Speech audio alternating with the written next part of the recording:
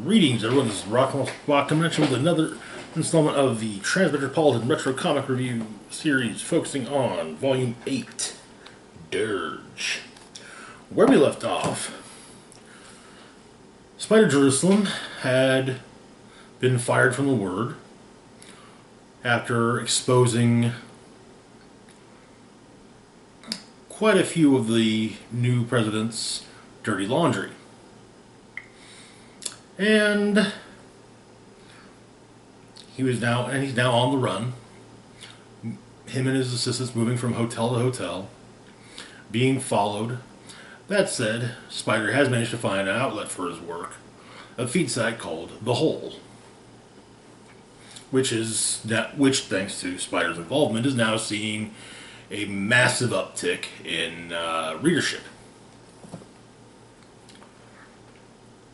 But Spider is beginning to realize something's wrong with him, as are his assistants.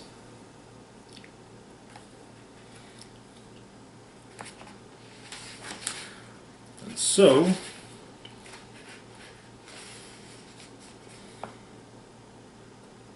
Dirge begins.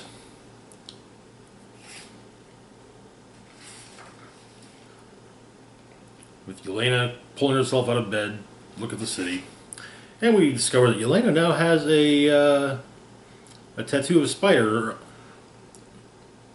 on her upper left thigh. A tattoo much like the one that Spider has on his head.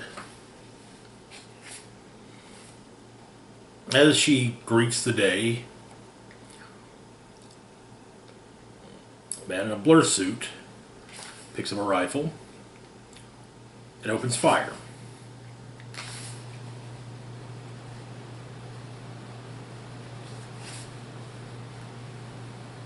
Spider's woken up and found there severe weather warnings.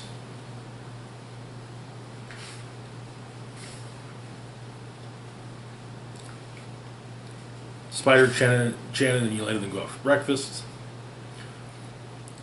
And Spider has listened to the news, however. Apparently the print district is being evacuated by emergency services, as there's a sniper on the rooftops.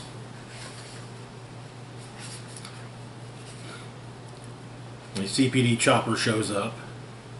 It's also mentioned on the news that there appears to be a flu epidemic affecting the police department. The shooter takes out the CPD helicopter.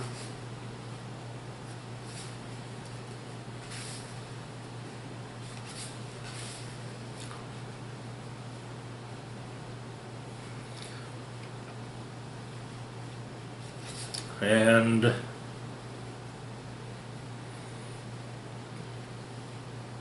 Spider first makes sure that Royce is okay. He's at home.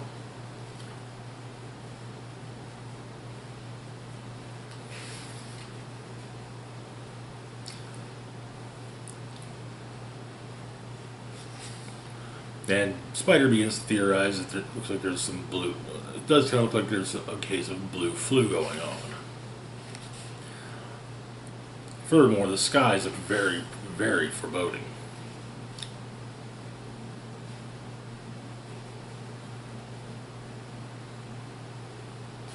Spider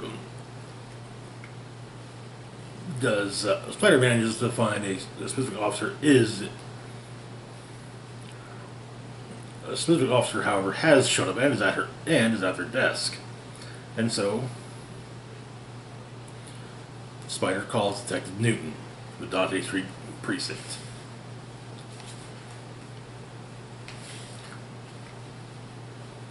As the gunfire in the print district continues, Spider asks Detective Newton about the blue flu. Detective Newton explains that yes, it is blue flu.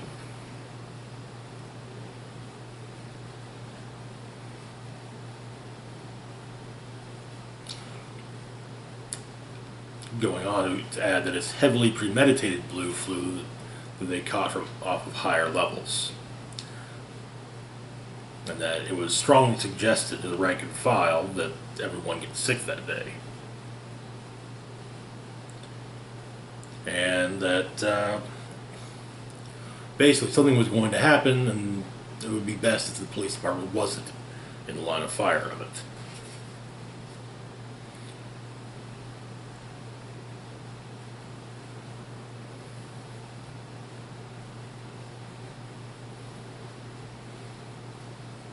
And since all of TV stations are in the Print District, there's no weather forecast.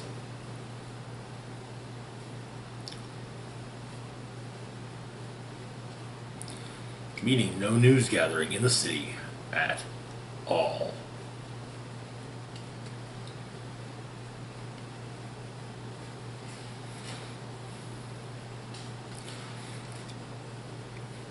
And then the storm hits. And quite the storm it is. And so Spider decides that if no one's in the Print District, there's no news gathering, well, Spider, Chen, and Yelena are the news gatherers.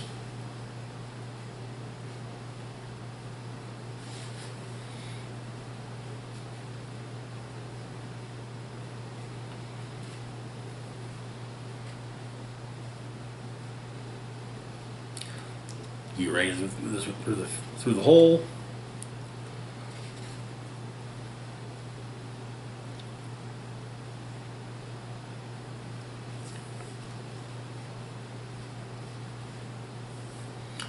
And they begin.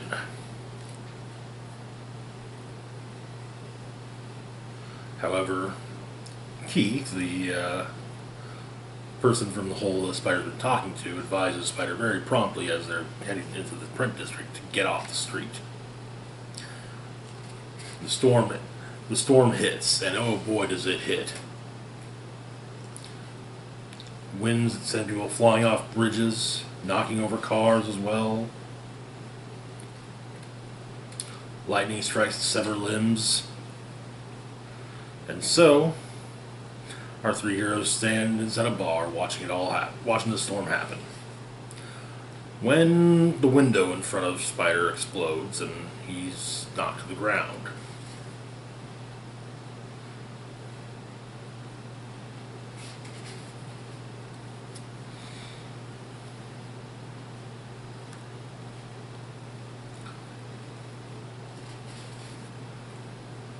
And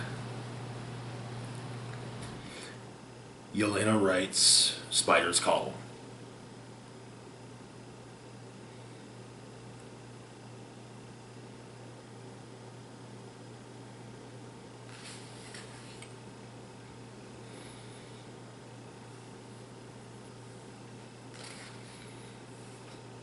In the White House, President Callahan is informed that a wild ruin storm is blowing in off the East Coast.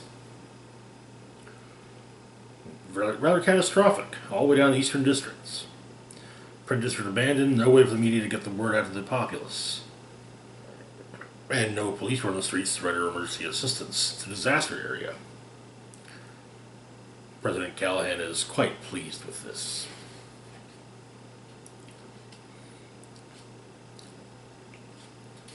Which brings us to the next portion. Spider wakes up in his head. Not feeling well. In fact, feeling like a dog crapped in his heart.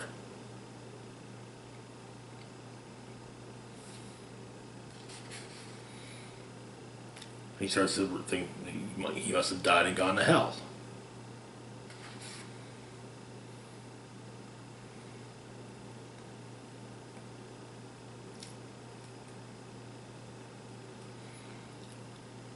But then he realizes, yeah, he hasn't been well. And then the word, from the distance, the words "it's degenerative" are heard.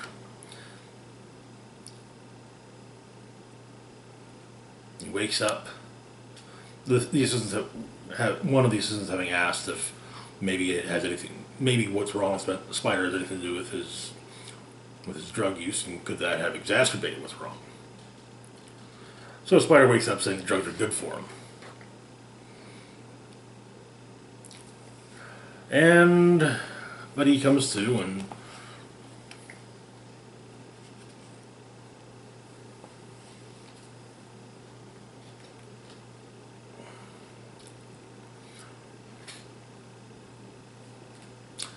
the doctor informs him that he's been exposed to information pollen twice in the last 3 or 4 years, and that Spider is developing eye pollen related cognition damage.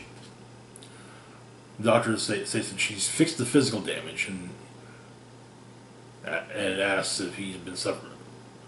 Presumes that he's been suffering nosebleeds and hallucinations, which he has. She then explains that his blood pressure won't normalize. The physical pressure is off his brain. He has some scarring, but the short version is that eye pollen works on the mind.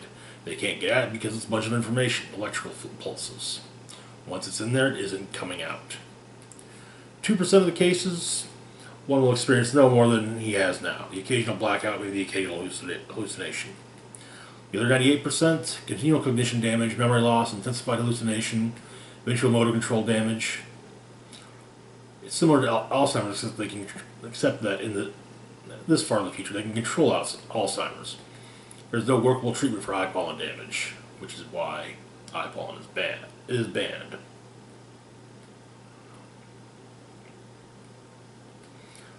Spider asks how long he has, and he's told a year, maybe more, maybe less.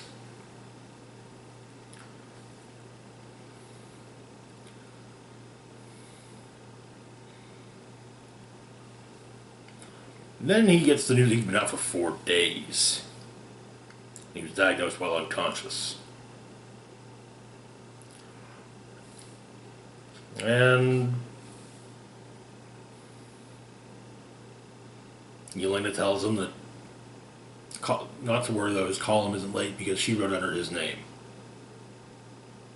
And he kisses her on the forehead and thanks her. Turns out they're staying at Yelena's dad's place. No one knows they're there, and all her stuff is there, so they've got everything they need. And since Spider's glasses got messed up, Shannon made him a new pair.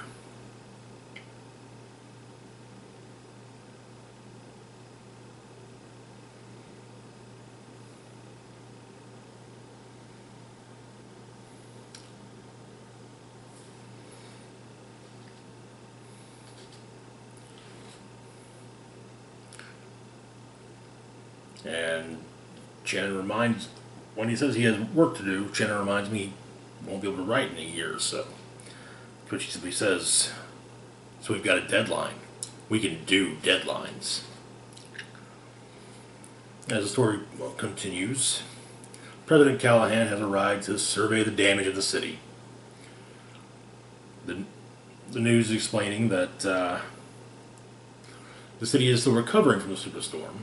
Business districts are even now not yet returned to full operation, and profit forecast for the quarter look grim. And poorer areas of the east were stamped flat. The Rockman housing project was almost completely razed by the storm, leaving 2,000 people homeless. And while emergency services and disaster relief crews work, there remains the resentment ignited by Spider's pirate story. That access and aid for those emergency services was surely hampered by the lack of a police presence revealed as a spurious blue flu.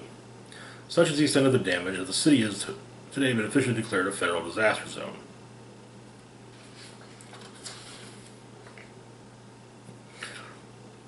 Of course, with Spider learning that the president will be in town, well, that puts a big smile on his face. And then Spider gets to meet Yelena's father.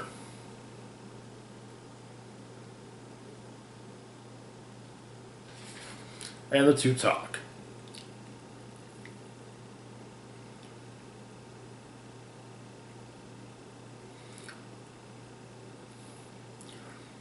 With Mr. Rossini asking why Spider never thought to come to him for help.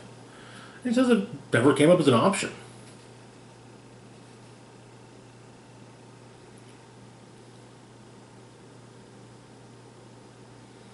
And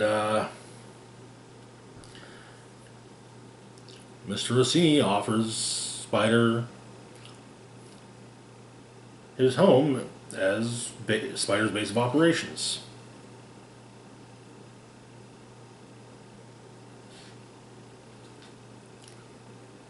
In part because, partially because he misses doing the right thing and he can provide protection, privacy, and facilities. Also because it keeps his daughter close by. Spider agrees and gets up to leave to go to the press conference as he feels a bout of monstering coming on, and, well, the meds don't actually work well with it.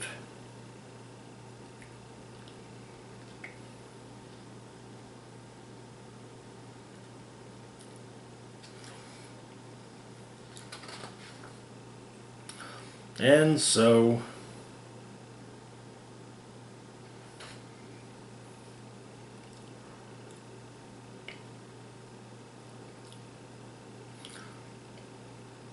Spider and his filthy assistants arrive.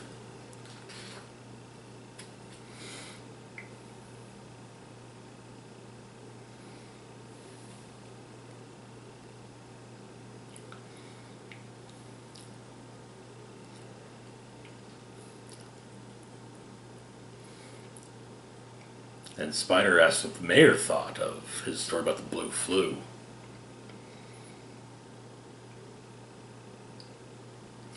He then gives other reporters present depositions from more than a dozen people who spoke to Alan Schacht and an unknown companion in the weeks before the killing of Vita Severn. Schacht's questions were clearly leading towards finding someone with experience with sidearms.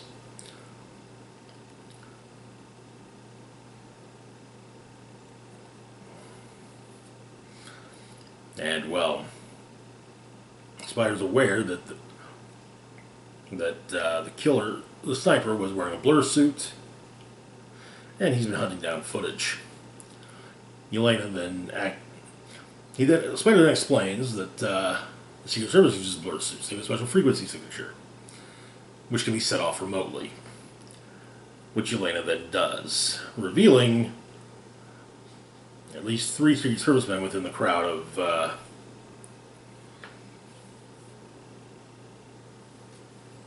reporters.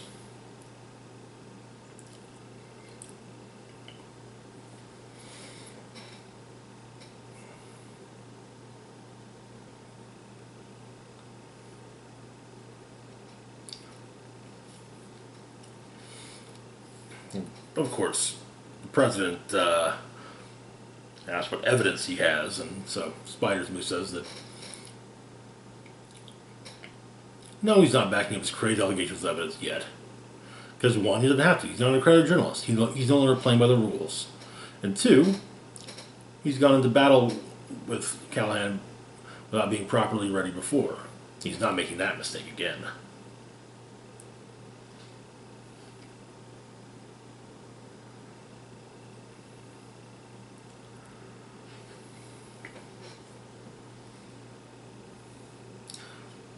Spider then also drops that while there are multiple presidents have done committed some rather heinous deeds, they didn't have their whoremongers murdered or their informants taken out.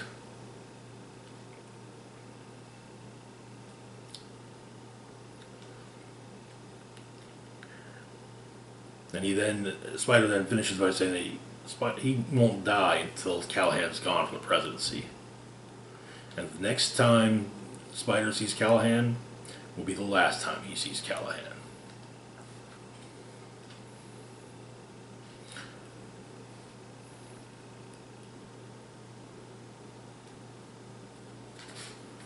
And so,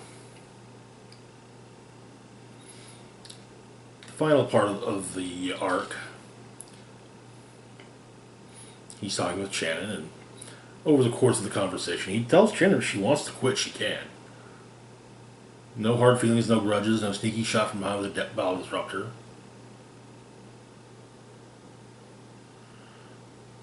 Which he then adds that he was lying about that one.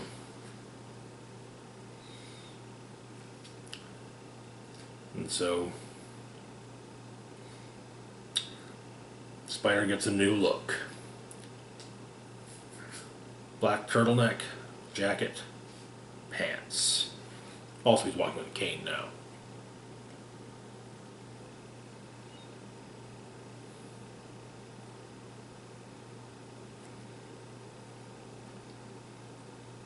But he's apparently beginning to frighten Yelena. However, she's not the only one frightened.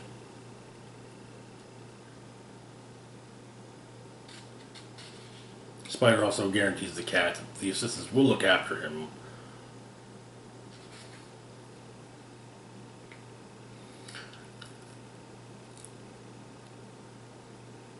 When Spider is called in to catch Robert McX. It appears during the storm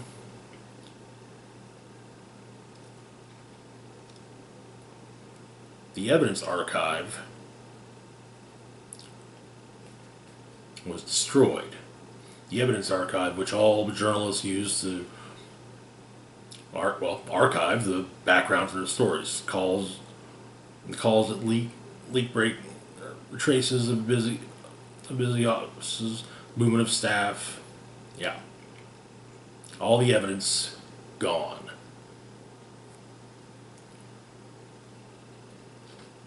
As it was in the print district.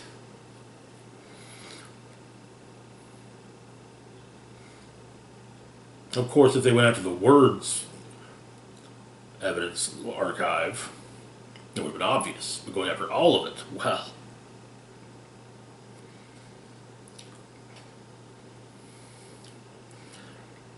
And so, Spider decides they're going to start all over again.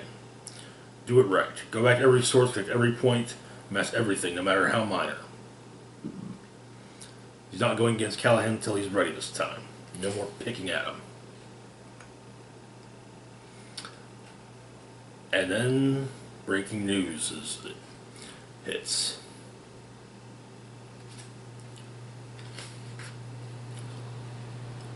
The First Lady and her children are reported dead in a car accident in Los Angeles.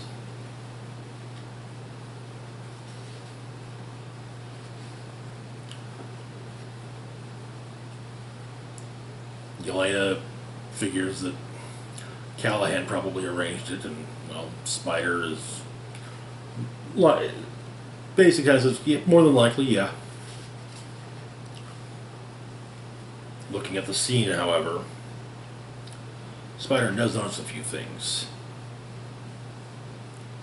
Footprints coming away from the crash.